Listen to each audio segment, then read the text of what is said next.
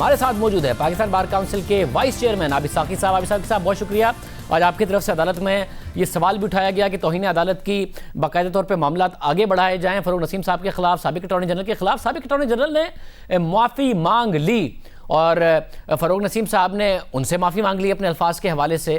तो मामला यहाँ पर ख़त्म नहीं हो गया, वो मुस्ताफ़ी भी हो गए साबिक अटॉर्नी जनरल, जो उन्होंने अदालत के सामने कहा, अदालत से भी माफ़ी मांग ली। तो आप समझते हैं कि आप लोगों के अभी भी तहफ़्फ़ुज़ात हैं, अभी भी आप चाहते हैं मामला आगे बढ़े? नहीं, तहफ़्फ़ुज़ात हमारे क्या थे? हमारे को ज़ाती तहफ़्फ़ुज़ात तो नहीं थे। हमारा तो एक बड़ा प्राइम कंसर्न था कि जिस तरह इंडिपेंडेंस ऑफ जुडिशरी को डैमेज और डिस्ट्रॉय करने की अटैम्प्ट्स हो रही हैं और जिस तरह जजेस को हरासा करने के लिए उनके खिलाफ बेबुनियाद और बदनीति पर मबनी इल्ज़ामात आयद करके उनके खिलाफ रेफरेंस फाइल किए जा रहे हैं और कुछ जजेस के खिलाफ रेफरेंस फाइल करने की धमकियां दी जा रही हैं, तो हम तो उस कॉन्टेक्स्ट में अपनी सारी बात कर रहे हैं कि फ़रूक नसीम साहब ने ये मेरा ख्याल है अपने ज़िम्मे ले रखा है कि उन्होंने इदारों को आपस में मुतसादम सूरत हाल से दो चार करना है। और जो जज अपनी इंडिपेंडेंट ओपिनियन का, अपने इंडिपेंडेंट जजमेंट का किसी फैसले में इजहार करता है तो फ़रूक नसीम साहब बीइंग ए लॉ मिनिस्टर उसके खिलाफ रेफरेंस फाइल कर देते हैं। यानी काजी फ़ायद ईसा साहब के खिलाफ रेफरेंस फाइल करने की क्या वजूहत थी, क्या इशू बना? असल मुहर्रिकात क्या थे? असल मुहर्रिकात तो ये थे कि उनकी एक दो जजमेंट्स ऐसी आई जो इनको पसंद नहीं आई, जिस पर ये नाखुश और नाराज़ हुए और उसके बाद फिर उन्होंने एक ये एफर्ट शुरू कर दी अपने तौर पे कि किसी तरीके से जज साहब को कैसे किसी तरह मुलव्वस किया जाए किसी कंट्रोवर्सी में, ऐसी सूरत हाल में, ताकि इनको मॉरली डिलेजिटिमाइज करने की जो उनकी अटैम्प्ट थी उसके लिए। तो उन्होंने उस बुनियाद पर एक एसेट रिकवरी यूनिट बना लिया। वो किस कानून के तहत बनाया, वो शहजाद अकबर साहब को उसका जो हेड बनाया, उनके पास क्या इख्तियारात हैं, उनके क्या टर्म्स ऑफ रेफरेंस हैं उसकी पावर्स को एक्सरसाइज करने के। तो ये तो आइनी और कानूनी दुनिया में और ऐसे मुल्क में जहाँ एक आइन और कानून की हुक्मरानी का ऐलान हम करते हों, तो उसमें तो ऐसे नहीं हो सकता कि आप किसी खुफिया इदारे के ज़रिए और किसी गैर मुल्की खुफिया इदारे के ज़रिए, किसी गैर मुल्की एजेंसी के ज़रिए आप जजेस की फैमिली के पर स्पाइंग करें, उनको सर्वेलेंस में लेके आएँ, उनकी सुराग रसानी और निगरानी करें और फिर उसके नतीजे में कुछ इलीगल तरीके से कुछ डॉक्यूमेंट्स अगर आप कलेक्ट कर लें तो उसकी बुनियाद पर जज की सुप्रीम कोर्ट के जज के खिलाफ आप रेफरेंस फाइल कर दें। ये उस माइंड सेट की बात है जिसको फ़रूक नसीम साहब रिप्रेजेंट कर रहे हैं और अब वो मुसलसल ये कह रहे हैं। आपने भी सुना होगा, कल भी वो किसी अखबार में या किसी इंटरव्यू में उन्होंने कह दिया कि वो वकार सेठ साहब के खिलाफ पेशावर हाई कोर्ट के चीफ जस्टिस जो हैं जिन्होंने वो परवेज़ मुशर्रफ वाले केस में जजमेंट दी है, उसके खिलाफ भी वो रेफरेंस फाइल करने की तैयारी कर रहे हैं। तो ये इंडिकेट करता है फ़रूक नसीम साहब की ज़ाती बसीरत को।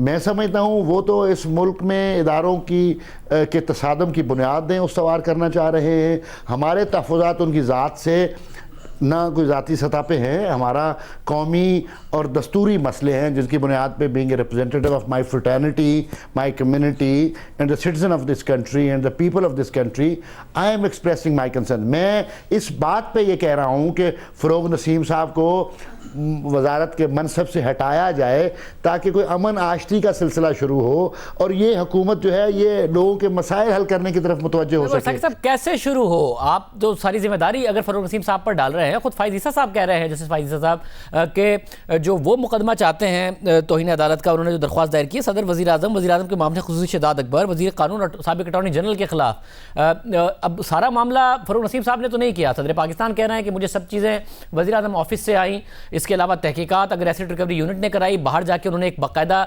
कंपनी हायर की जिस पर इल्ज़ाम लग रहा है कि उन्होंने सदर और उनके अहल खाना पे जासूसी की है। सारे काम फ़रूक नसीम ने तो नहीं किए, ये तो बाकी सब ने भी किए। आप एक इस्तीफे से क्या फ़र्क पड़ जाएगा? जो सेंटर ऑफ एक्टिविटी है, centre of activity legal affairs में लॉ मिनिस्ट्री होती है। Law minister is the principal person to advise the federal government upon legal issues, ठीक है ना जी। अब फ़रूक नसीम साहब को जो है वो मरकज़ी किरदार है सारी सूरत हाल में। अब प्राइम मिनिस्टर साहब को तो नहीं पता कि लॉ क्या है, लॉ की सिचुएशन क्या है, उनको तो एडवाइस मिलनी है ना कैबिनेट से, कैबिनेट के मेंबर से और अपने मिनिस्टर से। अब मिनिस्टर्स अगर उनको प्रॉपर एडवाइस नहीं करते, उनको गुमराह करने की कोशिश करते हैं और मुल्क में अदम इस्तेहकाम पैदा करने की कोशिश करते हैं, इदारों के साथ तसादम की सूरत हाल बनाने की कोशिश करते हैं, तो हम तो समझते हैं कि कौन शख्स है जो सारे मामलात को ऑपरेट कर रहा है। इसलिए हमने उस एक फ़र्द को इंडिपेंडेंटली पॉइंट आउट कर रहे हैं कि ये एक शख्स है जो उसने इस पूरी सिचुएशन में ये इम्बैलेंस क्रिएट कर रखा है और तवाज़न की सूरत हाल जो है वो ख़राब होती जा रही है। दूसरी बात मैं ये अर्ज़ कर दूं कि ये जो इस वक्त जो ऑपरेसिव रजीम मुल्क में चल रही है, बजाय इसके कि लोगों को रोटी, आटा और खाने और रोज़गार के मौके फराहम किए जाएँ, लोगों की ज़ुबानें बंद करने के लिए कानून साजी की जा रही है, रूल्स लेके आ रहे हैं। स्टूडेंट्स अगर अपने इक्विटेबल राइट के लिए बात करते हैं तो उनको पकड़ के जेलों में डाला जा रहा है, उन पर बगावत के मुकदमे बनाए जा रहे हैं। लेबर्स अपने राइट्स के लिए अगर बात करते हैं तो उनको पनिश किया जा रहा है, पॉलिटिकल अपोनेंट्स को पनिश किया जा रहा है, जुडिशरी को डिवाइड करने की कोशिश की जा रही है, अब लीगल फ्रेटर्निटी को डिवाइड करने की कोशिश की जा रही है। इस तरह की फिस्ताई तर्ज़ हुकूमत में जो एक शख्स मरकज़ी किरदार अदा कर रहा है, अगर हम उसके इस्तीफ़े का मुतालबा कर रहे हैं तो हम कौन सा गलत काम कर रहे हैं? मगर इसमें एक मसला है। नए अटॉर्नी जनरल आए हैं, उन्होंने एक नए अज़म का इयादा किया है। फ़रूक नसीम साहब ने माज़रत कर ली है साबिक़ अटॉर्नी जनरल से, साबिक़ अटॉर्नी जनरल ने बेंच से माफ़ी मांग ली है।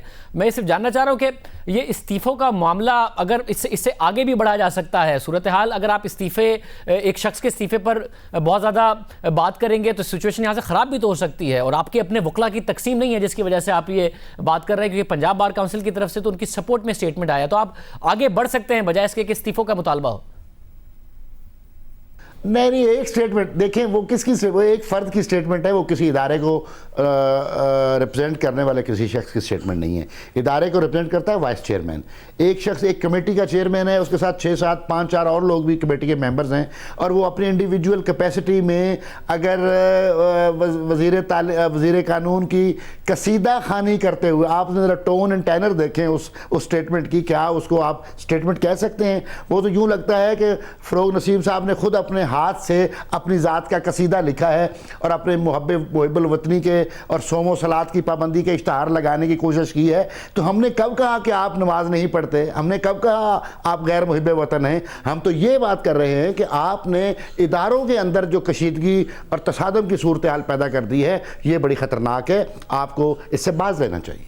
बहुत शुक्रिया। हमारे साथ आबिद साकी साहब मौजूद थे, vice chairman Pakistan bar council. हम वाज़ेह करते चले, हमने आज के प्रोग्राम के लिए शहजाद अकबर साहब को भी और फ़रूक नसीम साहब को भी दावत दी, वो प्रोग्राम में नहीं आए। साबिक़ अटॉर्नी जनरल अनवर मंसूर खान साहब को भी दावत दी, वो भी प्रोग्राम में नहीं आए। अब बार काउंसिल चाहती है कि तौहीन अदालत का मुकदमा चले फ़रूक नसीम साहब के ख़िलाफ़ और अनवर मंसूर खान साहब के ख़िलाफ़, और फ़रूक नसीम साहब इस्तीफ़ा दें, जबकि जस्टिस काज़ी फ़ाइज़ ईसा की दरख्वास्त कहती है कि तौहीन अदालत का मुकदमा चलना चाहिए सदर पाकिस्तान के ख़िलाफ़, वज़ीर आज़म पाकिस्तान के ख़िलाफ़, शहजाद अकबर साहब के ख़िलाफ़, साबिक़ अटॉर्नी जनरल के ख़िलाफ़ और एसिड रिकवरी यूनिट के सरबराह शहजाद अकबर के ख़िलाफ़। ये मामला अब बड़ा अहम है।